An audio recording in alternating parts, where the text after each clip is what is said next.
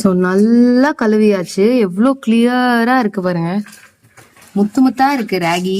So இதை இப்போ ஊற போட்டுட்டு நம்ம இன்னைக்கு அதை முளைக்கட்டை போட்டுடலாம் நைட்டு. ஸோ இதோட ப்ராசஸ் வந்து 1 வீக்ல ரெடி ஆயிடும்.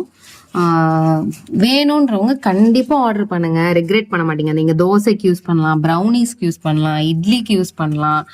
நீங்க என்ன செய்யணும்னு விருப்பப்பட்டாலும். இப்போ அதுவும் ராகி வித் வெஜிடபிள் சூப்புன்னெலாம் வேற பண்றாங்க ராகி ஃப்ளார்ல. ஸோ அந்த மாதிரி கூட நம்ம பண்ணலாம்.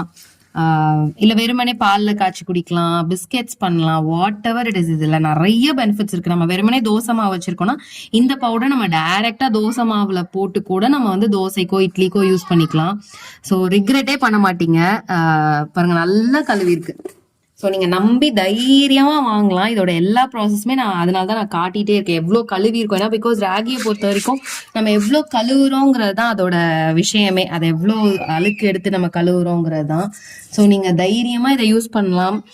எவ்வளோ கிளியரா இருக்குன்றத நான் அதுக்கு தான் காட்டுறேனே. பாருங்க, இது தண்ணிக்குள்ளதான் இருக்கு. பாருங்க தண்ணி எப்படி கிளியரா இருக்கு பாருங்க, தெரியுதா?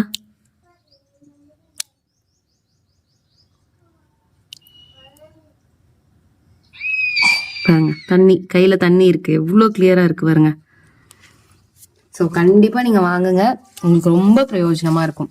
God bless you all.